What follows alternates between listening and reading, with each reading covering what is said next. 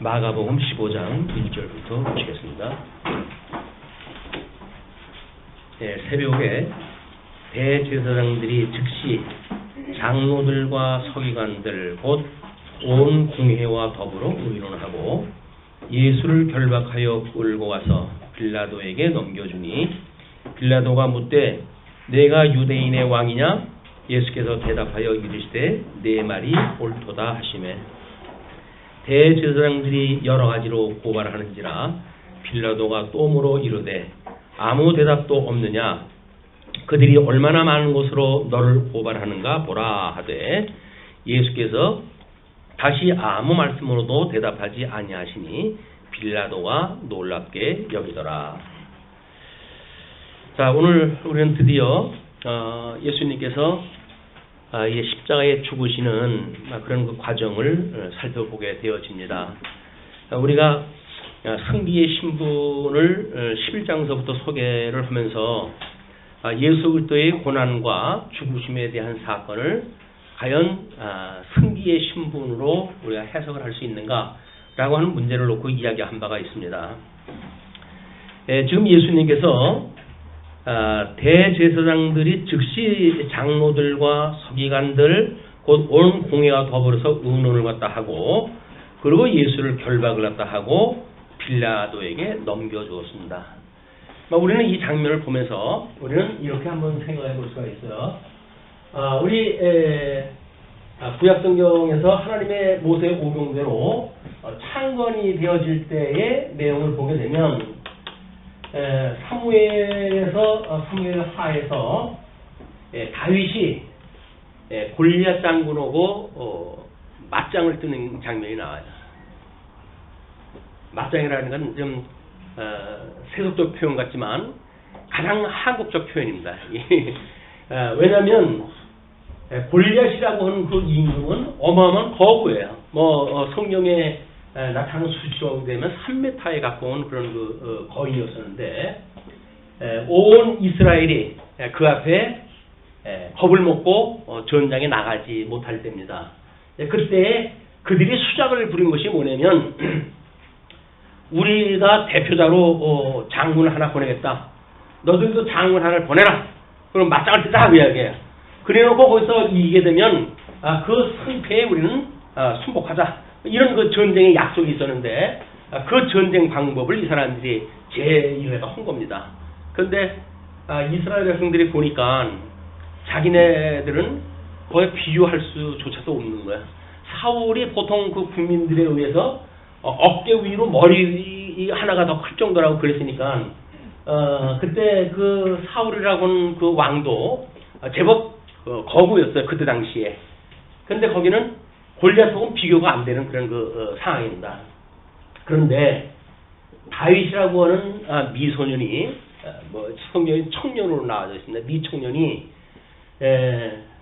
아버지 심부름으로 형제들에게 음식을 전해주려고 갔던 차에 그 장면을 목도해요. 다윗의 이 가슴에 뜨거운 감정이 들끓기 시작을 합니다. 왜? 자기가 경영하는 하나님의 이름을 저주하고 만유리 여기고 이런 그 일들이 만천하에 이스라엘 온 군대가 있는 앞에서 저주를 하고 있는 모습을 보고 다윗은 기꺼이 자기가 나가겠다고 제의를 했다 해요. 사울이라고 하는 임금은 그때 당시에 전투 방법은 그 재래식 전투 방법밖에 몰랐던 사람인데 자기의 갑옷을 입어보라고 그럽니다. 그랬더니 체구가 안 맞아도 질질 끌려 안 돼요. 운신할 수가 없어요. 안 되겠다고 저는 그냥 평상복으로 내가 양 칠 때 입었던 그냥 이 옷을 입고 나가겠다 이렇게 이야기합니다. 다윗은 양을 치면서 수없는 짐승들이 쳐들어왔을 때에 그 짐승들을 물리쳤던 경험을 가지고 있는 사람이었어요. 그때마다 하나님의 보호를 은혜를 깨닫고 살아갔던 그런 그 목동 출신입니다. 막대기 하나와 물맷돌 5알을 골라가지고 이제 그 제구 짐승을 잡을 때 던지는 그 제구를 가지고 골리앗 장군 앞에 나가요. 거리가 점점 가까워집니다. 골리앗이 가만히 보니까 이게 뭐야? 이게 뭐 애들 장난이냐? 지금 이렇게 가지고 막대기를 들고 나오니까 네가 나를 개구하느냐? 개 잡을 때나 쓰고 이게 양놀이 할 때 쓰는 거니까 그렇게 이제 비아냥 거래요. 근데 그때 다윗이 일갈합니다. 뭐라고 하냐면 너는 창과 검과 단창을 들고 나올 거지만 나는 내가 저주하는 여호와의 이름 그 이름을 들고 나가요. 그러고 맞짱을 뜰 때 제일 중요한 것이 뭔지 아십니까? 선빵이라고 해요. 선빵. 기선제압을 갖다 해야 되거든요. 물맷돌을 갖다 날려가지고 바로 이 미간에다가 꽂아놔요. 그 자리에서 그 거구가 기둥이 넘어지듯 지축을 갖다 흔들면서 넘어집니다. 다윗이 거기에 달려가가지고 그의 칼을 빼가지고 그의 목을 쳐요. 자, 우리는 이 장면을 이야기하면서 이래도 승기의 신분을 이해하지 못하겠느냐고 반대 질문하다 하지 않았어요? 맞습니다. 예수님이 지금 십자가에 돌아가시는 지금 우리 예수님이 지금 십자가에서 돌아가시는 이 사건은 구약 성경의 성취의 사건이에요. 근데 로마서에서 사도 바울은 다윗은 혈통적으로 다윗의 자손으로 이 다윗의 자손의 혈통으로 오셨다 이렇게 이야기를 해요. 그러니까 이미 이 주전 천년경에 있었던 다윗의 사건은 오실 메시아에 대한 예표적인 사건이었어요. 어떻게 자기의 그 군대를 공격하는 그 골리앗에 대하여 또는 블레셋에 대하여 이제 제압을 갖다 하는지를 갖다 통해 가지고 우리 주님께서 어떻게 사망 권세를 이기시고 부활하실 것을가에 대한 이걸 예표적으로 보여줬던 사건이에요. 오늘은 종교개혁 499주년 되는 그런 거 해입니다. 내년이면 이제 500주년이 되는데 종교개혁 499주년이 됐으니까 우리는 이 시간에 거슬러 가지고 적어도 지금으로부터 이제 우리가 지금 21세기에 살고 있는데 이 16세기에 있었던 지금으로부터 500년 전에 있었던 종교개혁의 그런 그 이유를 살펴볼 필요가 있는 겁니다. 어떻게 믿음의 선배들은 죽음을 내세워 가지고 이제 그 잘못되어져 있는 권세들에 대하여 전쟁을 선포하고 그 종교개혁을 일으켜 가지고 믿음의 후배들에게 이 복음의 진수를 맛볼 수 있도록 해주셨는가? 이들은 자기네들의 피값으로 이루어졌던 것들이에요. 거저받은 게 없습니다, 우리들한테. 우리에게 지금 받는 모든 그런 복음의 내용은 예수 그리스도의 피값, 그 다음에 그 믿음의 선배들의 피값 뿐만 아니라 예수님에 대하여 예표적으로 보여줬던 모든 믿음의 선배들의 피값에 세워진 거예요. 그러니까 주님의 몸된 교회는 이 피값 위에 세워진 교회입니다. 그래서 이 교회는 만만하게 보면 안 되는 거예요. 세속적인 어떤 단체처럼 우습게 봐서는 안 되는 거예요. 왜냐하면 모든 믿음의 선배들의 피값에 의해 가지고 예수 그리스도의 보혈에 의해서 세워진 교회이기 때문에 그렇습니다. 우리는 지금서부터 500년 전에 있었던 그 종교 개혁에 대해서도 우리는 지대한 관심을 가져야 돼요. 그 개혁이라고 하는 건 끊임없이 가죽을 벗겨내는 일입니다. 그렇다고 한다면 한 번 벗겨내면 많아요? 끊임없이 벗겨내야 되지 않겠어요? 21세기 살아가는 지금도 그 개혁은 계속되어지는 거예요. 주보 앞에 우리 그 약도를 소개했던 그 장소에다가 종교 개혁 뭐 어떤 로고를 갖다 하나 소개를 갖다 해드렸어요. 거기에 특별히 그 보여지는 글씨가 ING입니다. 진행형이다 그 이야기. 종교 개혁은 진행형이다. 그래서 우리는 지금도 개혁주의라고 하는 이름으로 우리 이 교단의 정체성을 가지고 있어요. 개혁주의예요. 끊임없이 우리는 진리를 보수하고 그리고 잘못되어져 있는 어떤 그런 형식에 대한 거는 끊임없이 형식을 바꿔가는 개혁이 이제 우리들의 사표가 되어진 겁니다. 말씀운동이라고 하는 그 이야기는 구습은 뭐 물론이고 우리가 종교적으로 잘못되어져 있는 그런 사표를 끊임없이 우리가 바라보고 개혁을 갖다 해가는 일입니다. 뭐 지금 세상은 난리가 났죠. 어떤 이상한 그런 그 신앙을 가지고 있는 사람에 의해 가지고 만들어진 종파에 의해 가지고 일개 나라의 대통령이 영향을 받고 그래가지고 이제 뭐 난리가 났어요. 대통령도 잘못되어져 있는 영에 휘둘리게 되면 이렇게 되어지는 거예요. 그 태민 씨의 그 주장이 뭡니까? 현몽이에요.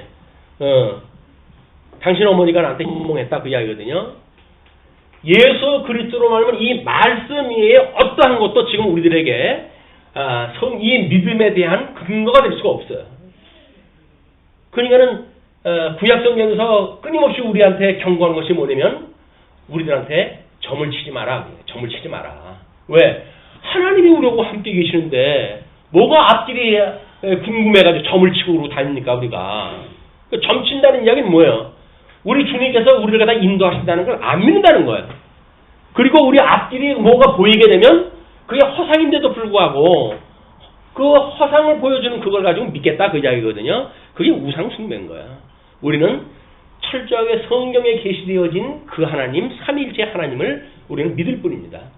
이래 성경적인 근거에 의해서 신앙생활이 유지가 되지. 그 말도 안 되는 그런 그 이야기에 홀려가지고 한국교회 수많은 그 지성인들을 누가 그렇게 무지몽매하게 만들어갑니까? 말도 안 되는 이야기를 갖다 하는데도 불구하고 왜 그들은 아멘 아멘으로 화답을 갖다 할까요? 이게 아직도 개혁이 뭔지를 모르는 사람들이란 말이에요. 500년 전에 우리 믿음의 선배들은 죽음을 맞서가지고 종교개혁을 일으켰는데도 불구하고 현재 모든 사람들은 안일함에 취해가지고 지금처럼 부유한 시대가 어디 있습니까? 먹고 배부른 시대에 있어가지고 이런 신앙적인 어떤 그런 의심, 뭐 신앙적인 우리들의 정진 또는 개혁 정신 이런 것들에 여유가 없는 거예요. 그냥 지금 가지고 있는 거 가지고 먹고 사는 걸로 족하다고 한다면 더 이상의 아무 조건 필요도 없어요. 신앙이라고 하는 그 최고 상위의 개념인데도 불구하고 최고 아래 하위의 개념인 육신이 뭘 먹고 사는가에 대한 이거에 취해가지고 사는 것이 현대인의 아픔이에요. 기독교라고 하는 그런 그 기독교인들이 가지고 있는 아픔이 뭐냐 하면 우리 이 고상한 지식, 우리의 이 거듭나고 중생한 우리들이 살아가는 저 세계에 대한 소망이 아니라 겨우 이 짐승권세가 주는 여기에 우리는 몰입이 되어져 가지고 짐승권세가 뭘 갖다 준다고 흔들어대면 거기에 우리가 줄레줄레 따라가는 이런 나약한 성도의 생활이 현재 기독교의 아픔이라고 생각이 듭니다. 그래서 종교개혁은 지금도 끊임없이 진행형이에요. 자, 우리 다윗은 오실 예수 그리스도의 예표적인 인물이라고 그랬어요. 그래서 신약성경에서 우리 그 사도 바울은 우리 예수님은 혈통적으로는 다윗을 따라가지고 오신 분이에요. 이게 혈통적이게. 또 성결의 영으로 해가지고는 이 하나님께로부터 오셔가지고 우리를 대속하시는 이런 그 사역을 감당하시고 십자가에서 그가 사망 권세를 이기시고 부활하심으로 해가지고 이가 하나님의 아들이라고 인정을 받으셨다고 이렇게 이야기를 해요. 그러니까 예수 그리스도는 중보자이기 때문에 이렇게 인간의 이런 다윗의 혈통으로 오셨던 사건도 이루어져야 되겠죠. 우리 인성에 대한 것이 완성이 돼야 돼요. 그러나 또 이 신성에 대한 것도 이루셔야 돼요. 이 두 가지를 다 이루는 것이 중보자이신 예수 그리스도의 특징인 거야. 그러니까 우리 지금 15장에서 소개되어지는 예수 그리스도의 죽음은 단순한 인간의 죽음이 아닙니다. 하나님이 사망 권세를 갖다가 철장 권세를 가지고 그 머리를 이겨버리시기 위해 가지고 우리 예수님이 이 땅에 오신 장면이에요. 우리는 예수님이 사망 권세를 이기셨다고 하는 것이 별로 실감이 가지 않습니다. 우리 믿음이 왜 약할까요? 우리 예수님이 아직도 사망 권세를 이겼다고 하는 것이 믿어지지 않는 거야. 내가 뭘 어떻게 뿜지럭거려 먹고 산다고 생각이 드니까 우리는 예수님을 바라보고 살지를 않고 여전히 이 땅을 바라보며 살아갈 수밖에 없는 거예요. 우리 이 공적을 우리 15장 1절에 보니까 여기에 사내들인이라고 하는 이런 그 사람들이 등장했다 하고요. 그 다음에 이들이 넘겨준 것이 빌라도예요. 우리 예수님께서는 이런 그 내용을 가지고 음부의 권세가 결코 무너지를 못하는 교회를 세우신다고 이렇게 이야기를 했어요. 이 교회는 음부의 권세의 공격입니다. 그럼 이 음부의 권세는 무엇일까요? 이 우리 음료의 권세, 그 다음에 짐승 권세. 이 두 가지 권세가 주님의 몸된 교회를 끊임없이 공격을 갖다 하는 권세들이에요. 음료 권세는 신앙을 왜곡시켜가지고 공격을 갖다 해야 되고, 짐승 권세는 끊임없이 칼과 창과 단창을 가지고 이 성도들을 갖다 제압을 시키려고 하는 이런 정치 세력들입니다. 그런데 우리가 이 교회에 대한 잘못되어진 생각을 갖게 되어지게 되면 마치 정치하고 결탁을 갖다 해가지고 거기서 빌붙어가지고 뭐 교회가 잘 되는지를 착각을 하게 되어지니까 많은 교회들이 이단이, 특별히 그 모든 이단들은 정권하고 결탁되지 않은 이단 세력들이 없어요. 다 정권으로 결탁을 갖다 해가지고 한때 부귀 영화를 누렸던 이런 우리들의 그 이단 종파의 모습을 봅니다. 한국교회 뭐 박태선이 때서부터 뭐 말할 것도 없어요. 모든 그런 그 이단 종파는 전부 정치 권세고 결탁을 갖다 하게 마련이에요. 예수님 당시에도 사내들인이라고 하는 자들과 빌라도라고 하는 사람들은 정치적인 입지가 맞게 되어집니다. 결탁을 한다는 거예요. 결탁을 한다 해가지고 우리 예수님을 급기야 십자가에 못 박아 죽이는 그런 그 일들이 시작이 되어진 거야. 우리는 지금 예수 그리스도에 대해서 이런 신문하는 장면이 소개가 되어지지만 이 신문하는 장면으로부터 예수님이 죽으시는 그 장면까지 목도했던 이제 우리 백부장이 어떠한 신앙 고백을 다 하는지 미리 염두에 두시고 우리가 15장 내용을 확인했다 해갔으면 좋겠습니다. 자, 그렇게 빌라도에게 넘겨주었어요. 빌라도가 묻되 내가 유대인의 왕이냐? 예수께서 대답하여 이르시되 내 말이 옳도다. 유대인의 왕이라고 하는 그 이야기는 혈통적으로 다윗의 이 계보를 따라가지고 지금 오셨다고 하는 그런 그 사실이에요. 성경적으로 이 역사적으로 지금 예수님은 다윗의 자손으로 오신 분이에요. 그렇기 때문에 우리 마태복음 공부할 때 1장에서 뭐라고 이야기를 합니까? 아브라함과 다윗의 자손 예수 그리스도의 계보라 라고 해가지고 그 계보를 쭉 소개했다고 하지 않습니까? 이는 예수님이 지금 맞다라고 하는 이야기는 뭐예요? 다는 아니지만 네가 한 그 이야기가 부분적으로 맞다 그런 그 이야기예요. 근데 예수님의 그런 그 이야기를 빌라도라고 하는 인간이 들을 수가 없죠. 그러니까 맞다라고 하는 그 사내들인 회원들이 고소했던 그 내용의 한 가지인데 그걸 가지고 그대로 이제 수납을 했다 하는 거예요. 그러니까 이제 그 대제사장들이 여러 가지로 고발했다 하죠. 그렇게 이야기를 하니까 빌라도가 또 물어요. 아무 대답도 없느냐? 그들이 얼마나 많은 곳으로 너를 고발하는가 보라. 우리는 지금 이 불의한 재판을 보게 됩니다. 하나님의 이 심판은 지금 하나님께서 하시는 이 심판은 의에 대한 심판이에요. 그런데 이들의 심판은 불의의 심판입니다. 이 불의한 인간들이 얼마나 자기들이 가지고 있는 권세를 가지고 하나님께서 이 땅으로 이 인간의 모습을 입고 오셨던 예수 그리스도를 자기네 불의한 방식으로 재판하는지에 대한 이 내용들을 우리가 확인하다 할 필요가 있어요. 왜냐하면 이거는 지금도 종교 개혁의 원리에 의해서 끊임없이 이것이 작동되어지기 때문에 그렇습니다. 우리가 불의한 눈으로 이걸 보는가 아니면 오직 하나님의 의의 방법으로 보는가, 이거는 생명을 추구하고 있는 우리로서는 당연히 하나님의 의를 사모하는 우리들의 입장에서는 하나님의 의의 심판을 바라봐야죠.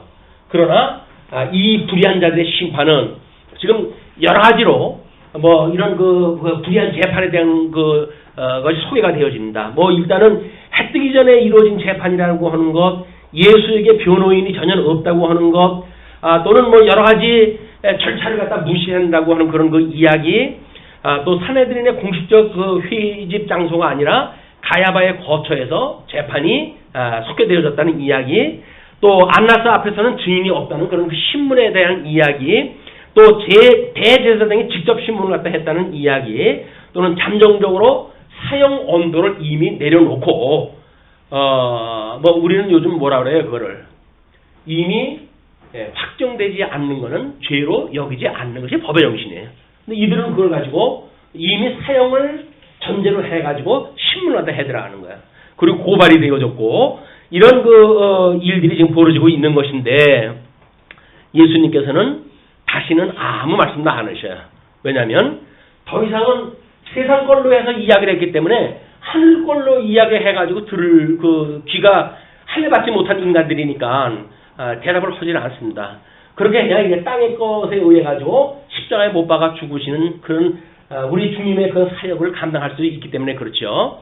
그러면서 이제 6절에 명절이 되면 백성들이 요구하는 대로 죄수 한 사람을 놓아주는 전례가 있더니 밀란을 꾸미고 그 밀란 중에 살인하고 체포된다 중에서 바라바라 하는 자가 있는지라 무리가 나아가서 전례대로 하여 주기를 요구한대. 빌라도가 대답하여 이르되 너희는 내가 유대인의 왕을 너희에게 놓아주기를 원하느냐?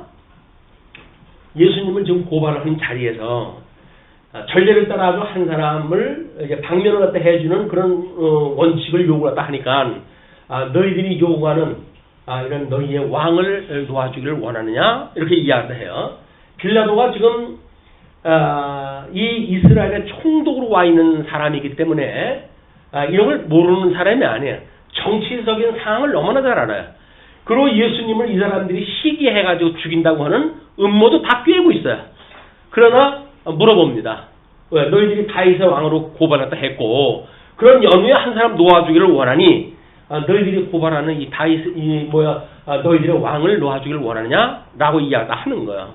그러니까 이는 그가 대제사장들이 시기로 예수를 넘겨준 줄 알미러라. 다 알고 있기 때문에. 그러나 대제사장들이 무리를 충동하여 도리어 바라바를 놓아달라 하게 하니 빌라도가 또 대답하여 이르되 그러면 너희가 유대인의 왕이라 하는 일을 내가 어떻게 하랴? 그럼 너희들이 놓아달라고 하는 것이 이 사람이 아니라고 한다면 그럼 이 사람은 내가 어떻게 해주길 원하냐? 이렇게 이야기를 해요. 그랬더니 그들이 다시 소리 지르되 그를 십자가에 못 박게 하소서. 빌라도가 이르되 어찌미냐? 무슨 악한 일을 하였느냐 하니 더욱 소리 지르되 십자가에 못 박게 하소서 하는지라. 무조건 십자가에 못 박으라는 이야기예요. 우리 주보에 예수 그리스도의 죽으심에 대한 구약 성경의 예언 부분들을 몇 가지를 갖다 쭉 제가 소개를 갖다 해드렸어요. 그리고 오른쪽 편에는 어떻게 복음서를 통해서 그것이 이루어졌는지를 쭉 소개를 다 해드렸어요. 그 가운데가 주제입니다. 네, 이 주제에 대하여 구약 성경은 어떻게 언약되어졌고 그것이 복음서에서는 어떻게 성취되어졌다고 지금 보여지는가 그 이야기거든요. 이거는 하나님께서 이 구약 성경을 통해 가지고 언약하셨던 내용이 예수 그리스도를 통해 가지고 지금 성취되어졌다고 하는 그런 그 사실이에요. 우리 이 언약과 성취라는 구조는 하나님이 언약대로 이루신 여호와라고 하는 사실을 구약 성경을 통해서 우리가 확인했다 했고, 그 다음에 우리 예수님이 오셔가지고 지상사역과 천상사역을 통해 가지고 성자 예수님에 대한 또 성령 하나님에 대한 삼위일체 하나님에 대한 전체 내용으로 확인이 되어졌단 말이에요. 삼위일체 하나님의 그런 그 사역을 보게 되면 하나님 아버지의 그 사역이 뭐냐면 언약을 하시고 언약대로 이루시는 거야. 그 이름을 우리가 여호와라고 이렇게 이야기해요. 여호와. 하나님의 그 성호를 여호와다. 그 여호와라고 하는 이름은 언약대로 이루시는 분이라는 그 이야기예요. 그 여호와를 지금 계시하고 있기 때문에 이들이 예수 그리스도를 십자가에 못 박게 하소서라고 하는 그 이야기는 자기네들은 뭐 어떻게 조종을 받고 이 사내들인의 종교 지도자들에 의해 가지고 충동질에 의해 가지고 예수님을 십자가에 못 박으라고 이야기를 했지만 그들의 그 이야기는 우연한 이야기가 아니라 이미 구약 성경을 언약대로 이루시기 위한 하나님의 절대적인 주권적 섭리였어요. 그러니까 우리가 뭐를 한 가지 생각한다고 하는 그것도 우리는 끊임없이 개혁이라고 하는 그런 입장에서 자꾸 보지를 않으면 길려져 있는 그걸 가지고 맞다고 우리가 관주를 갖다 하고 그래가지고 그런 신앙생활을 지적할 수밖에 없는 거예요. 우리는 끊임없이 깨어 있어야 되는 이유가 뭐냐면 이 세속적인 거에 우리가 익숙해져 있기 때문에 요거는 특별 교육이 없어도 우리는 이거대로 살아가요.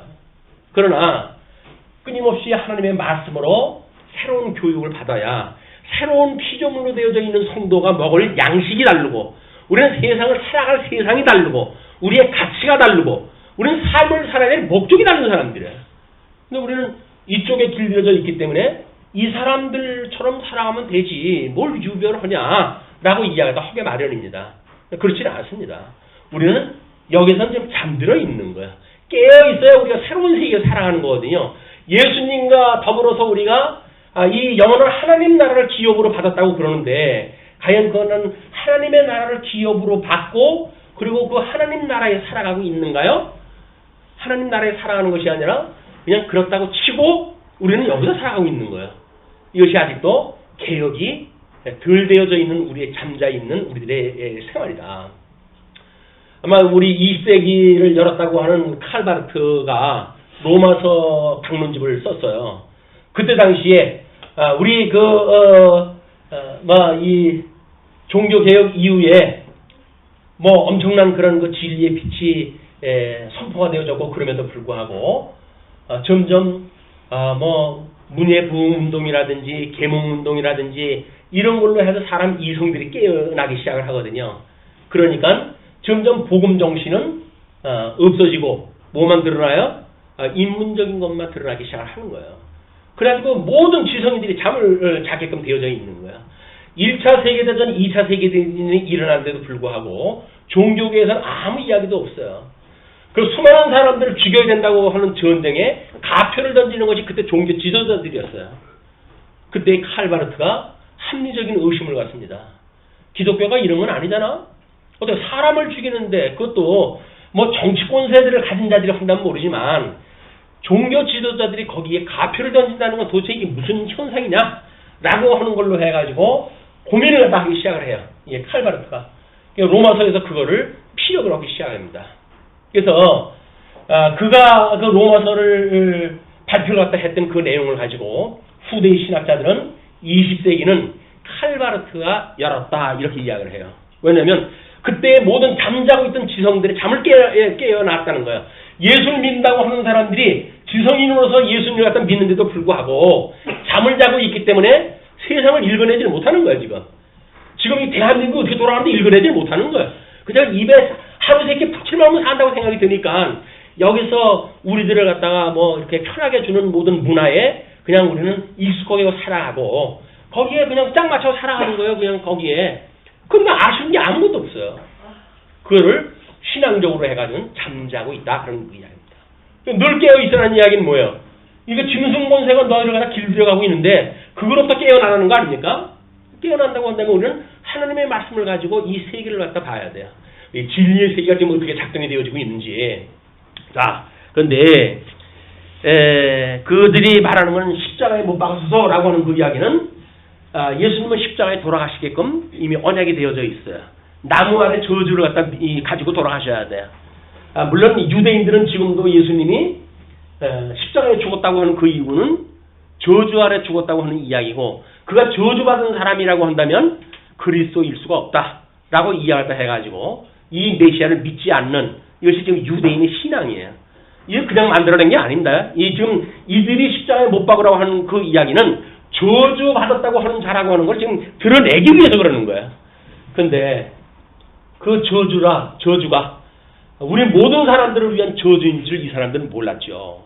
대속이라고 하는 은혜가 뭔지를 모르니까 예수님의 저주를 받았다고 이야기를 하는 거야. 그러나 사망 권세를 이기시고 예수님은 부활하십니다.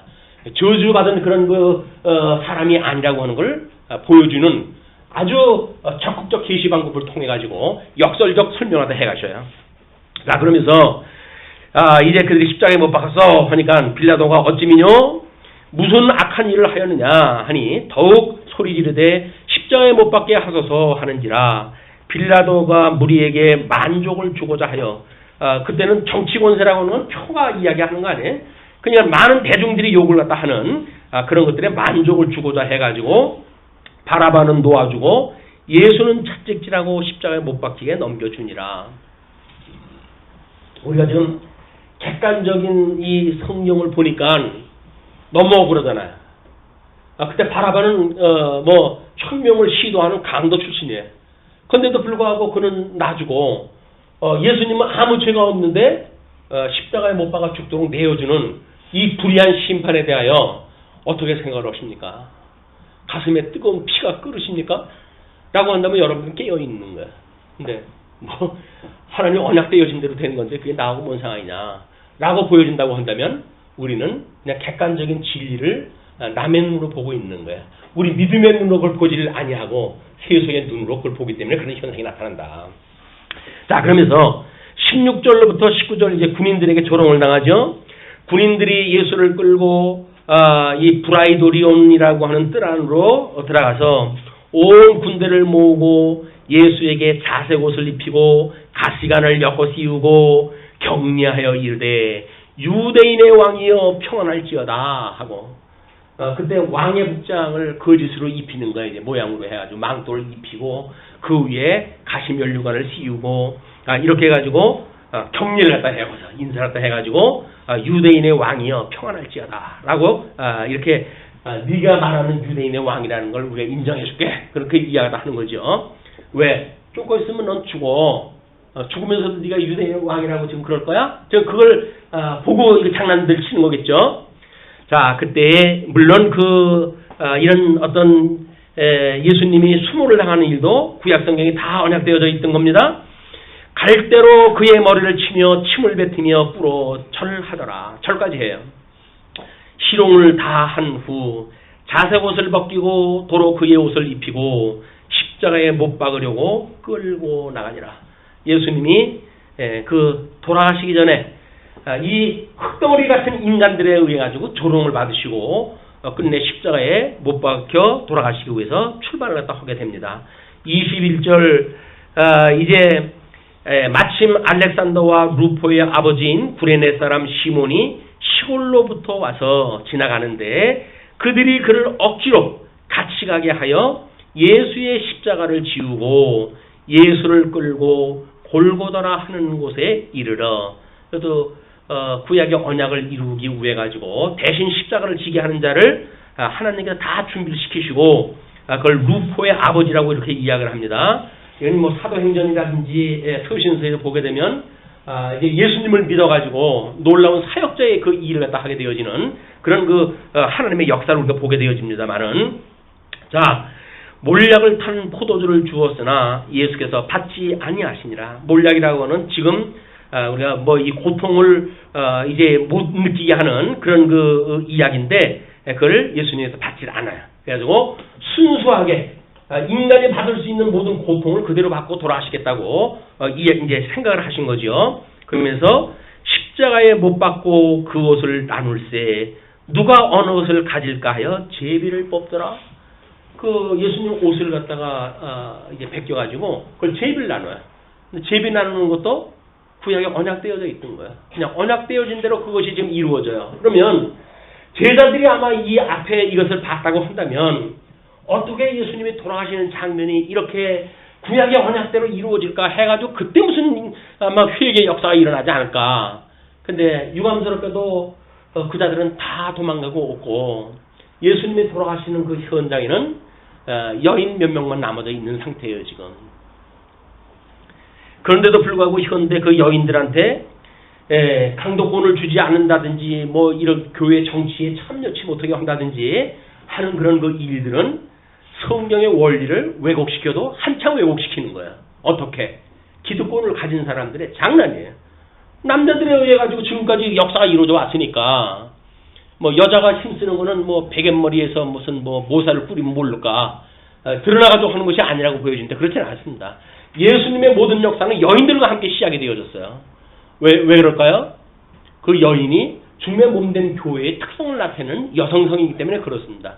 여기서 진리의 어떤 의미를 우리가 깨닫지 못하게 되면 끊임없이 주님의 몸된 교회는 남성적인 교회를 갖다 만들어가지고 뭔가 강압하고 강제로 주관하고 이런 교회가 만들어질 수밖에 없어요.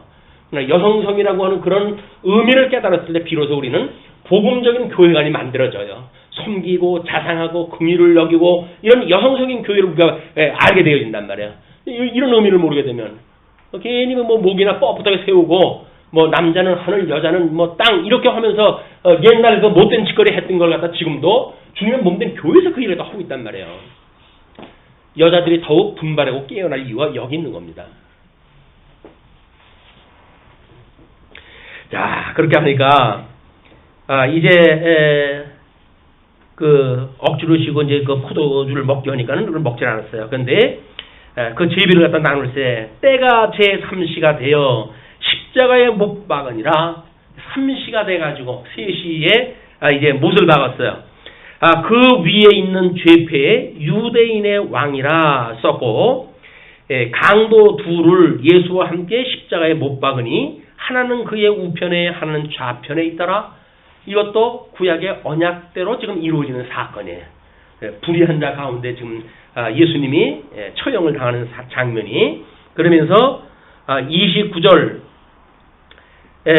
지나가는 자들은 자기 머리를 흔들며 예수를 모욕하여 이르되 아하 성전을 헐고 사흘에 지는 자여 내가 너를 구원하여 십자가에서 내려오라 하고 그와 같이 대제사장들도 서기관들과 희롱하며 서로 말하되 그가 남은 구원하였을 때 자기는 구원할 수 없도다. 이 대속의 의미가 뭔지 모르니까 예수님은 한 분만 십자가에서 안 죽고 나이라고 구원이라고 생각하는 거예요. 왜? 삶을 유지한다고 보여지니까. 그러니 이들이 보고 있는 종교의 세계가 얼마나 치졸한 겁니까? 자기네들이 육신으로 살고 있는 그것이 그냥 종교인 거예요. 해 아래 종교는 여기에 보면 이걸 뛰어넘어요. 그게 기독교. 해 아래 종교와 우리 기독교를 종교다원주의라고 하는 걸 묶어내는 그런 그 세력들은 철저하게 음료권세의 장난이에요. 기독교는 음료권세 이 세속적인 그런 그 어떤 종교, 해 아래 종교와 격이 달라요. 차원이 달라요. 그런데 그 기독교를 그 해 아래 종교고 뭘 해가지고 어떤 정신없는 양반은 나는 불교의 뭐 방송을 자주 듣는데 거기서 아이디어를 얻고 뭐 복음을 깨닫는다고 이런 그 이야기를 갖다 하는 불쌍한 그런 그 우리 한국 교회가 그런 자들에 의해서 복음을 듣고 있단 말이에요. 그럼 전에 가서 듣지 그걸 못 들어 전에 들은 사람에 의해 가지고 그걸 들어요 교회에서. 아닙니다. 해 아래 종교가 말할 수 없는 거예요. 이 세계 거는. 그러니까는 여기서 잠자고 있으면서 잠자는 줄 모르는 거예요. 왜? 해 아래 종교 생활을 하고 있으니까 그 사람들은. 지금 해 아래 신앙생활을 하고 있어요. 그럼 우리가 종교행위라고 이렇게 이야기를 했잖아요. 규정졌잖아요. 종교행위. 우리들의 이 어떤 신앙행위, 믿음이라고 하는 건 뭐예요? 이쪽에서 사는 그런 것이 아니라 하나님께서 하시는 바라보는 것의 실상을 우리가 믿고 살아가는 사람들이란 말이에요. 바라보는 것들의 실상. 하나님께서 이미 하늘에서 아버지의 뜻이 하늘에서 이루어진 것 이걸 바라보고 이 뜻이 이 땅에서 이루어지기를 구하는 것이 우리 성도들의 삶인데 이 땅에서 이루어지는 것 이것이 인생살이라고 생각이 드니까 왜 너희들만 유독 다른 소리를 다 하냐? 모든 종교가 해야 할 걸로 해가지고 잘 먹고 잘 살자고 그러는데 라고 이야기다 하니까 참 어처구니 없게도 대한민국이 사이비 종파의 영향을 받는 이런 웃음꼴이 되버리고 만 겁니다. 이건 기독교에 지대한 영향이 있어요. 기독교가 오죽 못난 짓을 하다 했으면 그런 거 일들이 벌어집니까? 그런 거를 잘못되어진 거를 제대로 말을 갖다 못하고 이렇게 되어지니까는 현재까지 왔다. 그래서 현재 일어나는 모든 일들은 이 구성원들 전부의 책임이에요. 누구 단독적인 책임이 없어요. 그건 몇 사람의 문제가 아닙니다. 이거는 구성원들이 이루고 있는 모든 사람들의 책임이란 말이에요. 뭐 투표로부터 시작을 했다 참여했던 모든 사람들의 책임이고 거기다 바깥으로 나와가지고 나는 뭐 책임이 없어라고 하는 거는 말이 안 되는 거예요. 우리는 구성으로 책임을 가져야 돼. 그 책임감을 공감을 갖다 하고 우리는 어떻게 이거를 믿음으로 해가지고 승화시킬 것이냐라고 하는 것이 말씀 운동 정신이지. 그래서 나는 그렇지 않았어. 그래서 발 빼면 면제가 됩니까? 소용이 없어요. 다 이 구석에서 살던 사람들인데 무슨 누가 누구에게 손가락질을 합니까? 우리 다 공동 책임을 져야 되는 문제지. 그것이 교회 행정의 책임이기도 하는 거예요. 교회 문제이기도 한 거예요. 그러면서 이제 그 32절에 이스라엘의 왕 그리스도가 지금 십자가에서 내려와 우리가 보고 믿게 할지어다. 네가 그리스도라고 한다면 십자가에서 내려와가지고 우리한테 그걸 보여라 그 이야기야. 뭐 워낙 나름대로 기적을 좋아했던 사람들이니까 그런 표적을 갖다 이제 원하는 거죠. 그러면서 함께 십자가에 못 박힌 자들도 예수를 욕하더라. 예, 그 예수님 옆에 있던 자들의 지금 이 장면은 불의한 자를 크로즈업을 시켜서 설명을 딱 한 거예요. 다른 장면에서는 다른 책에서는 한 사람은 지지하고 한 사람은 반대를 갖다 했는데 여기서는 왜 이러느냐, 성경이 틀리다라고 하는 것도 헤아의 시각으로 보기 때문에 그러는 거예요. 우리 주님께서는 이미 불의한 자에게 지금 가운데 있다고 하는 걸 지금 이야기하는 거지. 어떤 옳은 자, 그런 자, 오른편에 있는 자와 왼편에 있는 심판에 대한 이야기를 설명하기 위한 것이 아니란 말이에요. 지금 마가는 그런 측면으로 보질 않으면 성경이 뭐 마가보고 뭐고 뭐 다른 성경하고 달라요, 틀려요 라고 이야기를 하는데 그는 지 실력만큼 봤기 때문에 그러는 거예요. 자, 이제 제6시가 되면 3시에 십자가에 못 박혀가지고 3시간이 지났죠. 6시가 되면 온 땅에 어둠이 임하여 제9시까지 계속하더니 저녁까지 그것이 이제 이루어지는 겁니다. 그렇게 하니까는 제9시에 예수께서 크게 소리 지르시되 엘리 엘리 라마 사막다니 하시니 이를 번역하면 나의 하나님 어찌하여 나를 버리셨나이까 하는 뜻이라. 자, 예수님이 너무 이 헤아의 시각으로 보게 되면 너무 참 초라한 그런 고함 소리를 듣게 되어집니다. 뭐라고요? 나의 하나님 어찌하여 나를 버리셨나이까? 라고 하는 마치 예수님이 돌아가시는 것이 하나님을 믿지 못하고 그리고 세상 사람들을 원망하고 돌아가시는 그런 장면으로 헤아의 할례를 받지 못한 사람들은 그렇게 볼 수밖에 없는 거예요. 그러나 할례를 받은 사람들이 보는 그 장면은 뭡니까? 구약에 이게 언약되어져 있는 건데 그리스도가 맞네. 우리 그렇게 반응이 나타날 거 아니에요. 그럼 우리는 그리스도를 보는 거예요. 그런데 그렇지 못한 자들은 할 수 없지. 내가 그럴 줄 알았어. 그럴 거 아니에요. 십자가에 못 박아 죽으면서 나의 하나님 어째요 나를 버리시나이까 라고 하는 이야기를 하니까 시편의 그때 당시에는 지금 여기에서 이제 이 나머지 3시간 동안에 이루었던 걸 마태복음 공부할 때 시편 지금 어찌하여 나를 버리셨나이까 라고 하는 그런 이야기가 69편에 어디에 나와져 있는 거예요? 22. 네, 22편. 22편서부터 해가지고 36편인가 몇 편까지 이제 다 이루었다라고 하는 그런 말씀이 전부 시편에 언약되어져 있는 내용들이에요.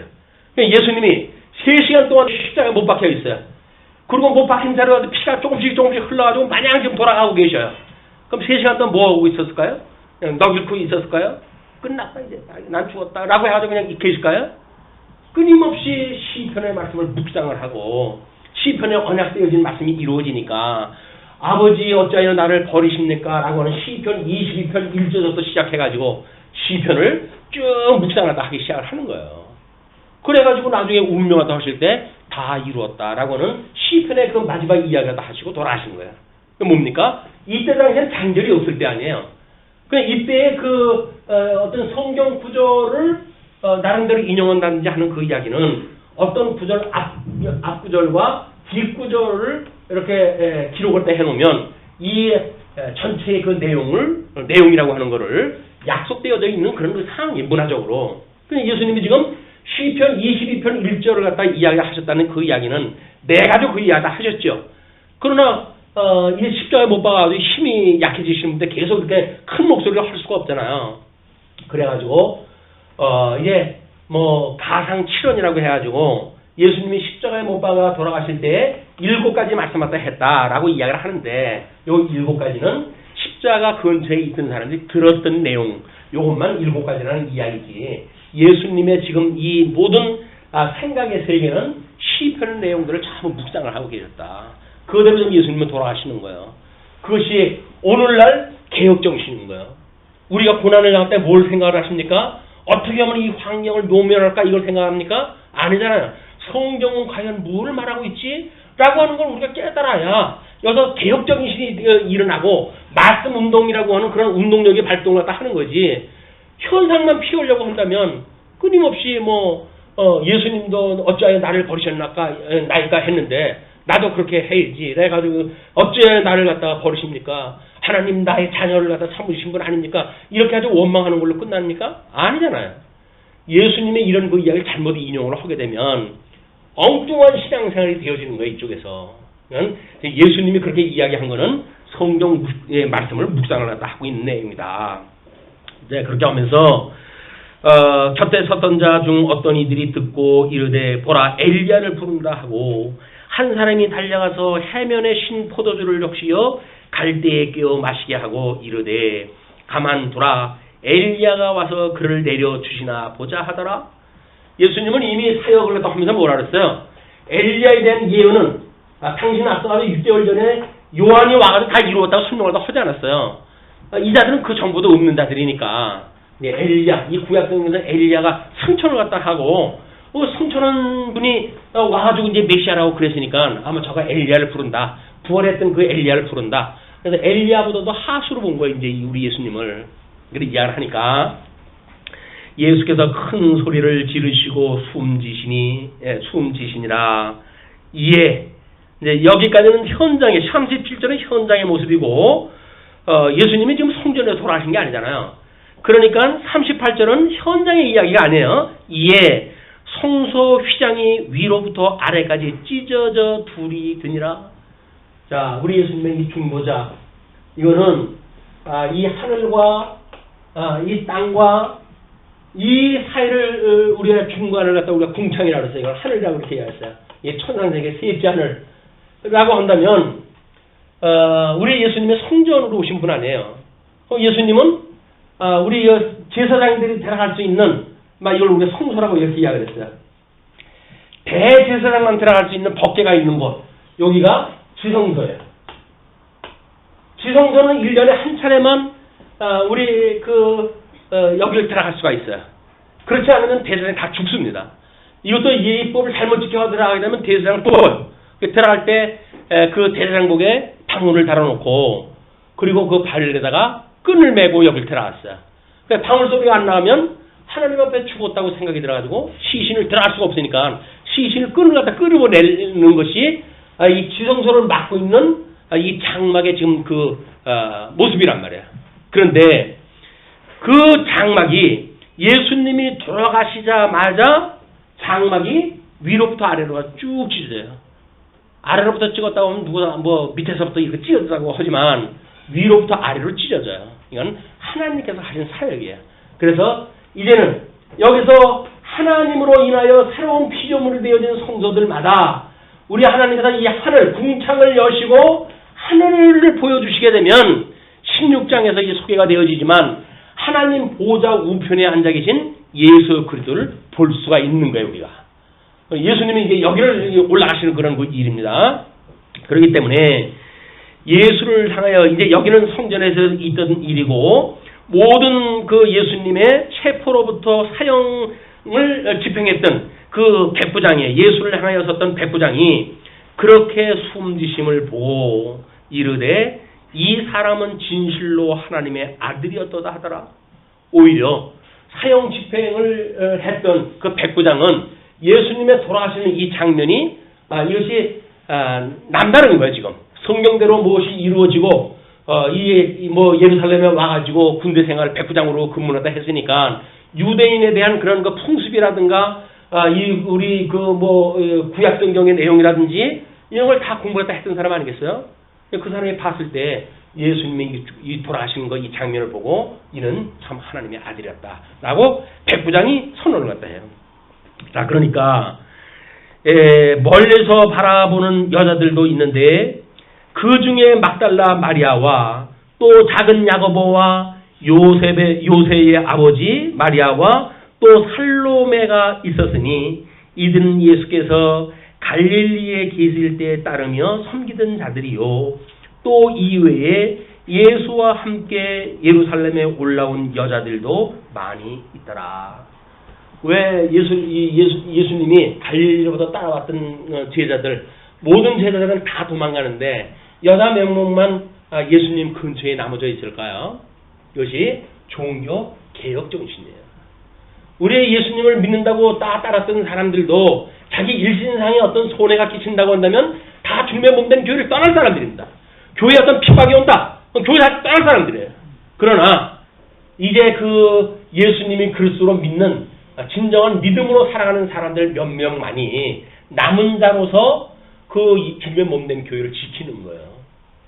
주님의 몸된 교회는 우리가 목숨을 걸고 지킬 만한 그런 곳이기 때문에 그렇습니다. 근데 그게 믿어지지 않으면 이거 뭐 잘나빠진 그 처소에서 그렇게 하면서 뭐 그걸 대단하다고 이야기다 하느냐라고 세속적인 평가를 갖다 할 수밖에 없는 거예요. 그러나 신령한 눈으로 보게 되면 여기는 예수 그리스도의 십자가의 보혈의 공로로 구원을 받은 성도들이 모여져 있는 이거는 우리의 거룩한 성전인 거예요. 교회가 또 성전이라고 그랬다고 또 뭐 이덕성이 타락했니 어쩌니 이렇게 말하는 사람들을 하면 말 섞지 않습니다라는 그런 인간들하고 이야기하기 싫어요. 신령한 이야기하는데 땅에 거 가지고 시비 걸고 이런 자들은 뭘 이야기를 하겠어요. 모든 신령성을 교회에서 다 제거를 시켜버리고 뭐 교회가 학교라고 이야기하고 뭐가 교회가 학교야 학교는 학교고 교회는 교회지. 이 교회 신령성을 빼버리는 일은 철저하게 음력원색이 장난이야 이게.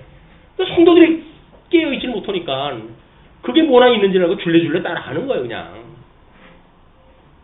깨어있지 않으면 안 됩니다. 아무리 우리가 믿고 있는 목사가 강론을 한다고 하더라도 끊임없이 합리적인 질문을 다 해야 돼요. 사실이 그러한가? 라고 하는 확인 작업이 없으면 언제 여러분들이 제밥될지 몰라요. 이리 가라 하면 이리 가고 저리 가라 하면 저리 가고